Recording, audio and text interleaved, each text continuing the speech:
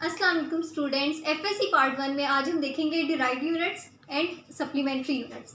और आज मैं आपको बताऊंगी कि जो चार्ज है उसे हम डिराइव्ड क्वांटिटी क्यों कहते हैं और जो करंट है उसे हमने बेस क्वांटिटी में रखा हुआ है, जबकि जो करंट है वो rate of flow of charges है। तो हम फिर भी उसको बेस क्वांटिटी ही क्यों कंसीडर करते हैं। ठीक है, उससे पहले हम डिराइव्ड क्वांटिटीज़ और उनके यूनिट्स देख लेते हैं। फर्स्ट डिराइव्ड क्वांटिटीज़, वैसे तो मैंने आपको बताया था कि जो डिराइव्ड क्वांटिटीज़ हैं वो इनफाइनाइट है, अनलिमिटेड क्वांटिटीज़ हैं ये। यहाँ पे हम कुछ क्वांटिटीज़, बेसिक जो क्वांटिटीज़ हैं उनको देख रहे हैं सिर्फ। फर्स्ट क्वांटिटी जो मैंने लिखी है वो है एरिया। एरिया का यूनिट है मीटर स्क्वायर। मीटर स्क्वायर कैसे इसका यूनिट आ रहा है, इसका फॉर्मूला जो है वो लेंथ इंटू विड्थ है, means metre into metre is equals to metre square. Next जो क्वांटिटी है वो है वॉल्यूम। वॉल्यूम का यूनिट है metre cube. Length into width into height, तो जब तीन जो मीटर्स हैं तीनों का यूनिट जो है वो मीटर है, तो इसका यूनिट वॉल्यूम का आ जाएगा मीटर क्यूब। नेक्स्ट हमारे पास जो क्वांटिटी है वो है मीटर स्पीड। तो स्पीड का यूनिट जो है वो है मीटर पर सेकेंड। मीटर पर सेकेंड कैसे आ रहा है कि जो स्पीड है उसका फॉर्मूला है डिस्टेंस ओवर टाइम। डिस्टेंस का यूनिट मीटर और टाइम का यूनिट है सेकेंड, तो मीटर पर सेकेंड जो है वो स्पीड का यूनिट बन गया। इसी तरह एक्सेलरेशन जो है, एक्सेलरेशन का फॉर्मूला है delta we over delta T, means rate of change of velocity. Velocity का यूनिट अभी हमने देखा मीटर पर सेकेंड है और टाइम का यूनिट जो है वो है सेकेंड। तो जब सेकेंड को हम ऊपर लेके जाएंगे तो हमारे पास आ जाएगा मीटर पर सेकेंड स्क्वायर। नेक्स्ट हमारे पास है फोर्स। फोर्स का यूनिट है न्यूटन। तो सेकेंड लॉ के according F is equals to M A. Mass का यूनिट होता है किलोग्राम और एक्सेलरेशन का यूनिट है मीटर पर सेकेंड स्क्वायर। तो किलोग्राम मीटर पर सेकेंड स्क्वायर जो है वो न्यूटन की इक्वल आ गया। नेक्स्ट जो क्वांटिटी है वो है वर्क।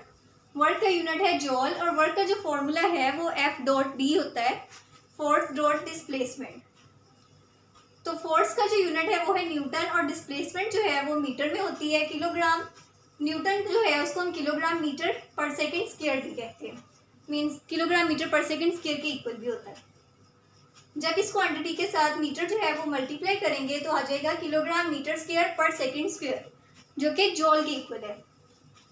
नेक्स्ट जो क्वांटिटी है वो है पावर। पावर का यूनिट है वाट। पावर का जो फॉर्मूला है work done per unit time, W over T. W means work का जो यूनिट है वो है जॉल। जॉल ओवर सेकेंड। जॉल जो है वो किसके इक्वल है, किलोग्राम मीटर स्क्वायर पर सेकेंड स्क्वायर। और टाइम का जो यूनिट है सेकेंड, वो इसके हमने ओवर में लिखा हुआ है। जब मैं इस सेकेंड को ऊपर लेके जाऊंगी तो मेरे पास सेकेंड का क्यूब आ जाएगा, पर सेकेंड क्यूब। ठीक है, तो इससे क्या पता चल रहा है, जो वाट है वो है किलोग्राम, वो किलोग्राम मीटर स्क्वायर पर सेकेंड क्यूब के इक्वल है। नेक्स्ट क्वांटिटी है मेरे पास प्रेशर। प्रेशर का ऐसा यूनिट है पास्कल। पास्कल कैसे आया, प्रेशर का फॉर्मूला है force over area. Force applied per unit area. Force का यूनिट है न्यूटन और एरिया का यूनिट है मीटर क्यूब, मीटर स्क्वायर। तो आ जाएगा न्यूटन पर मीटर स्क्वायर, और जो कि इक्वल होता है पास्कल के। नेक्स्ट मेरे पास है चार्ज। चार्ज का यूनिट है कूलम, और चार्ज का यूनिट कूलम कैसे है कि करंट जो है I is equals to delta Q over delta T. मैंने चार्ज का यूनिट निकालने के लिए क्यू को मैं दूसरी साइड पर लेकर जाऊंगी तो आएगा Q is equals to I into delta T. Current का यूनिट है एम्पियर और जो सेकेंड टाइम है उसका यूनिट है सेकेंड, तो मेरे पास इसका यूनिट आएगा एम्पियर सेकेंड। ठीक है, तो एम्पियर सेकेंड जो है वो कूलम के इक्वल है। अब हम देखेंगे ज्योमेट्रिक क्वांटिटीज। ज्योमेट्रिक क्वांटिटीज कौन सी क्वांटिटीज हैं, लाइक ये ऐसी क्वांटिटीज हैं जिनको हम ना ही बेस क्वांटिटीज कह सकते हैं और ना ही डिराइव्ड क्वांटिटीज कह सकते हैं। इसीलिए हमने ये न्यू जो है मीन्स के बेस क्वांटिटीज और डिराइव्ड क्वांटिटीज के अलावा ये third quantities type of quantities है ज्योमेट्रिक क्वांटिटीज। ज्योमेट्रिक क्वांटिटीज आपको पता है लाइक एंगल्स। ठीक है, यहाँ पे हमने एंगल्स पढ़ने हैं। जो एंगल्स हैं ज्योमेट्रिक क्वांटिटीज जो है उनके लिए, जैसे डिराइव्ड क्वांटिटीज के लिए डिराइव्ड यूनिट्स होते थे, ऐसे ही ज्योमेट्रिक क्वांटिटीज के लिए सप्लीमेंट्री यूनिट्स हैं। ठीक है, जो ज्योमेट्रिक क्वांटिटीज हैं इनमें हमने टू एंगल्स पढ़ने हैं, एक प्लेन एंगल और एक सॉलिड एंगल। ठीक है,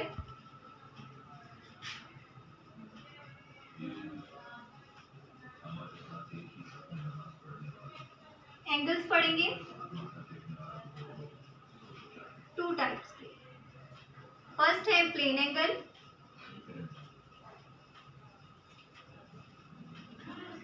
सेकंड है सॉलिड एंगल। प्लेन एंगल जो है उसके लिए जो हम यूनिट यूज करते हैं वो है रेडियन।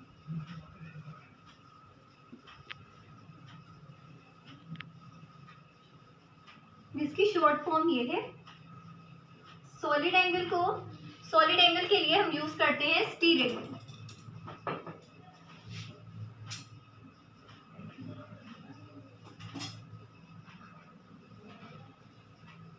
ठीक है स्टूडेंट्स, पहले हम प्लेन एंगल्स देख लेते हैं। प्लेन एंगल जो है ये 2D एंगल्स हैं। ये लाइक अगर सर्कल में देखूं,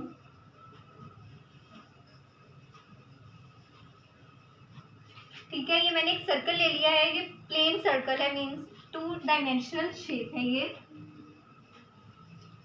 और इसका एक रेडियस जो है वो है r। रेडियस की लेंथ तो पूरे सर्कल में सेम ही होगी। मैंने एक रेडियस ये ले लिया है, सेकंड रेडियस में इसका यहाँ पे ड्रा करती हूँ, और ये जो दोनों रेडियस के दरमियान में ये जो पोर्शन आ रहा है इतना, इसको हम आर्क कहते हैं। ठीक है, इस आर्क की जो लेंथ है उसके लिए हम आर्क लेंथ का वर्ड यूज करते हैं, आर्क लेंथ। ठीक है स्टूडेंट्स, हम प्लेन एंगल की बात करें जिसको हम रेडियन में मेजर करते हैं। ठीक है, हम किसी भी एंगल को 1 रेडियन उस कंडीशन में कहेंगे, लाइक अगर थीटा जो है वो 1 रेडियन के इक्वल कब आएगा, जब इसकी जो आर्क लेंथ है वो रेडियस के इक्वल हो जाएगी।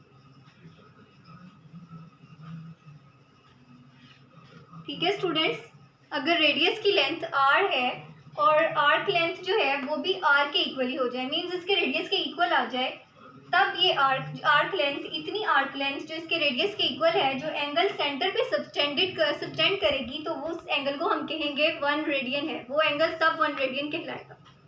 ठीक है स्टूडेंट्स, तो अगर मैं कहूँ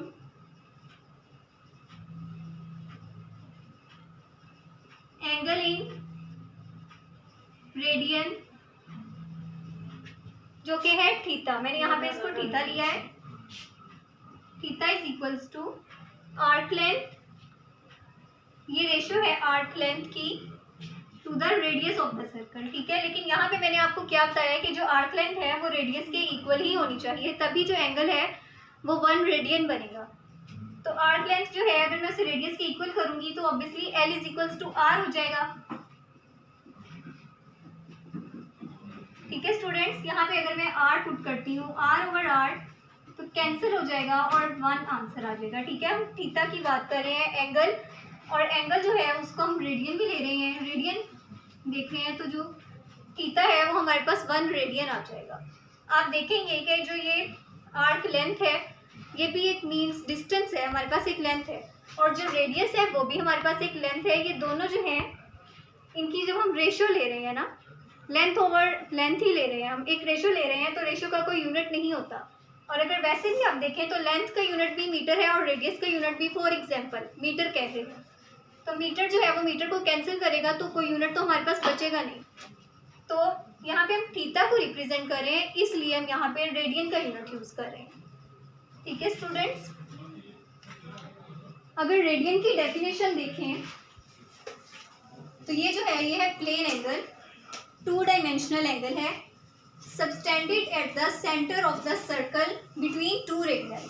2 रेडियाई के दरमियान में सर्कल के सेंटर पे ये एंगल जो है ये बनता है, cut off on circumference and arc equal in length of the radius. ठीक है, ये 3 पॉइंट्स आप इसी तरह अगर याद करें तो आपको इसकी डेफिनेशन में कोई डिफिकल्टी नहीं होगी। ये जो 2 रेडियस हैं ये सर्कमफेरेंस में एक ऐसी आर्क को कट करते हैं जिस आर्क की जो लेंथ है वो इसके रेडियस के इक्वल ही होती है, तो ऐसे एंगल को हम रेडियन कहते हैं। ऐसा एंगल जो है वो 1 रेडियन के इक्वल है। ठीक है, ये तो हमने 1 रेडियन की बात कर ली। अब मैं आपको बताती हूँ कि 1 रेडियन जो है वो डिग्रीज में किसके इक्वल है।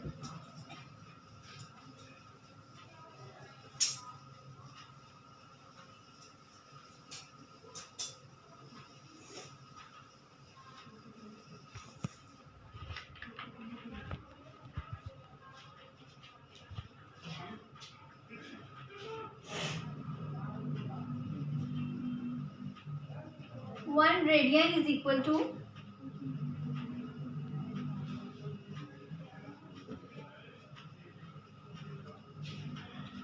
57.3 डिग्रीज। ठीक है, 1 रेडियन जो है ये 57.3 डिग्रीज के इक्वल है। अगर वैसे इसके प्रूफ की आपको ज़रूरत नहीं है, बस जस्ट मैं आपको वैसे ही बता देती हूँ कि जो पूरा सर्कल है इसमें 2 पाई रेडियंस होते हैं। ठीक है, और अगर हम डिग्रीज में देखें तो पूरे सर्कल में 360 डिग्रीज होते हैं। रेडियन कंप्लीट सर्कल की बात कर रहे हैं, 2 रेडियन पूरे सर्कल में होते हैं, which is equals to 360 degrees पूरे सर्कल की बात करें। अगर मैंने 1 रेडियन की वैल्यू निकालनी है तो मैं 2 पाई को दूसरी साइड पे ले जाऊंगी, is equal to 360 divided by 2 pi. जब आप इसे डिवाइड करेंगे तो आपके पास जो है रिजल्ट यही आएगा, 1 radian is equal to 57.3 degrees. ठीक है स्टूडेंट्स, और आप सोचेंगे कि ये मैं कैसे कह रही हूँ कि पूरा सर्कल जो है उसमें 2 पाई ही है एंगल, 2 पाई रेडियन किस बेस पर मैं भी बात कर रही हूँ। ठीक है, अगर मैं आपको इसका प्रूफ बताऊं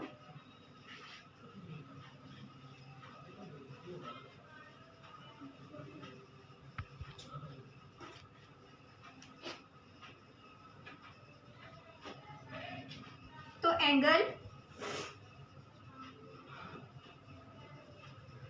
इन कंप्लीट सर्कल,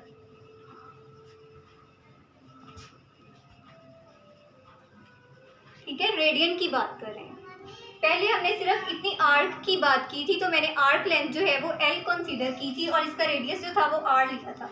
रेडियस तो सर्कल के लिए सेम ही रहेगा R, लेकिन अब मैं इस पूरे सर्कल की बात कर रही हूँ कि ये पूरा सर्कल जो है ये कितना एंगल बनाएगा। ठीक है, पूरा सर्कल मीन्स पूरा सर्कमफेरेंस अब मुझे कंसीडर करना पड़ेगा। तो पूरा सर्कल जो है, अब मैं L की बजाय यहाँ पे पूरे सर्कल की मीन्स टोटल आर्क लेंथ, पूरे सर्कल का सर्कमफेरेंस लिखूंगी, तो विच इज इक्वल टू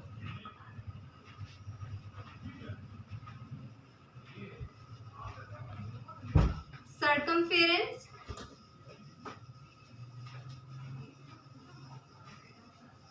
और रेडियस। ठीक है,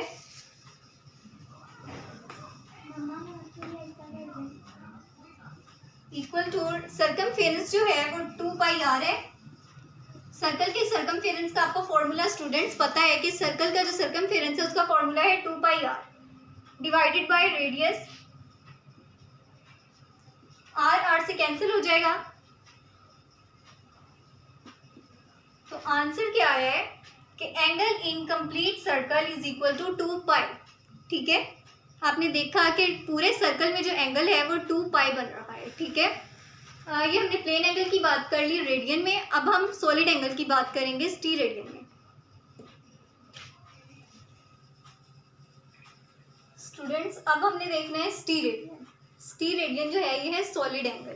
ठीक है, सॉलिड एंगल है और 3D एंगल है। ठीक है, पहले जो हमने रेडियन पढ़ा था वो प्लेन एंगल था और 2D एंगल था।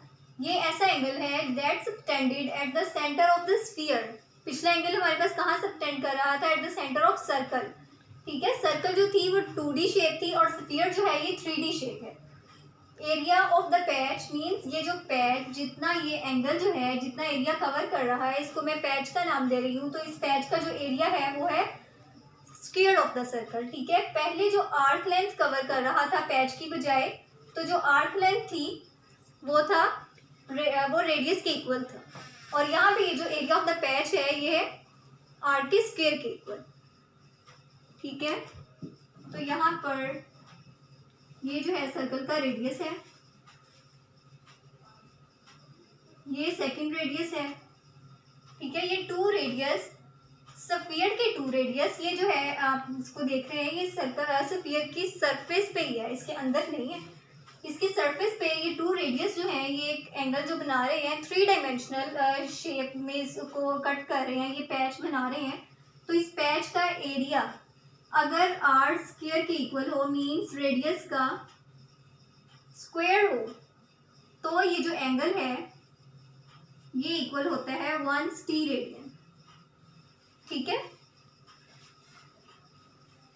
नेक्स्ट अब मैं आपको बताती हूँ कि ये 1 स्टीरेडियन किस तरह है। जैसे पहले हमने 1 रेडियन को देखा था, तो एंगल इन स्टीरेडियन, ठीक है, एंगल इन स्टीरेडियन किसके इक्वल है? ये जो एरिया है, area of the patch, angle in steradian is equal to area of the patch divided by square of the radius, ठीक है। ये एंगल इन स्टीरेडियन का फॉर्मूला है, area of the patch divided by square of the radius. But area of the patch भी जो हमारे पास है वो आर स्क्वायर ही है, ठीक है, तभी हमने इसको 1 स्टीरेडियन का नाम दिया हुआ है। एरिया ऑफ द पैच यहाँ पे मैं वैल्यू पुट करूँ तो मेरे पास एरिया ऑफ द पैच है, सिर्फ इस पैच का जो एरिया है वो मेरे पास है आर स्क्वायर, और रेडियस भी जो मेरे पास आर है और मैंने रेडियस का भी स्क्वायर ही लेना है। कैंसिल करेंगे तो मेरे पास आंसर जो है, एंगल जो है वो मेरे पास 1 स्टीरेडियन आ जाएगा। जैसे हमने पहले देखा था स्टूडेंट्स कि 1 रेडियन जो है 1 रेडियन देखा था, जो 2 रेडियस जो है वो एंगल सबटेंड कर रहे थे छोटी सी सर्कल के सरकमफेरेंस पे आर्क के ऊपर। यहाँ पे अब हम देख रहे हैं कि 3D शेप में 2 रेडियस जो है वो एंगल 1 स्टीरेडियन सबटेंड कर रहे हैं। अगर मैं पूरे स्फीयर की बात करूँ, जैसे मैंने पहले सर्कल की बात की थी, अब मैं पूरे स्फीयर की बात करती हूँ।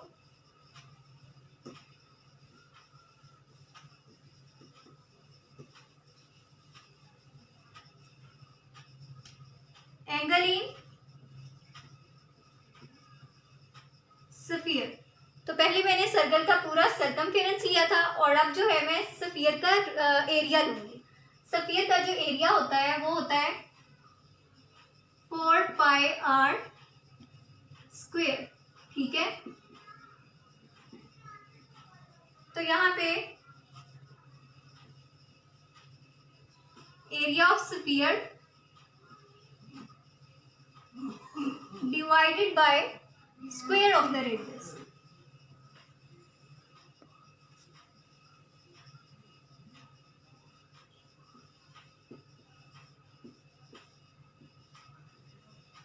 स्फीयर का जो स्फीयर का जो एरिया है वो हमारे पास है 4 पाई आर स्क्वायर, और रेडियस का स्क्वायर जो है वो भी मेरे पास आर स्क्वायर ही है, ठीक है। यहाँ पर अगर आर जो है वो आर से कैंसिल हो जाता है तो मेरे पास आएंगे 4 पाई स्टीरेडियन, ठीक है। एक कंप्लीट स्फीयर में एंगल इन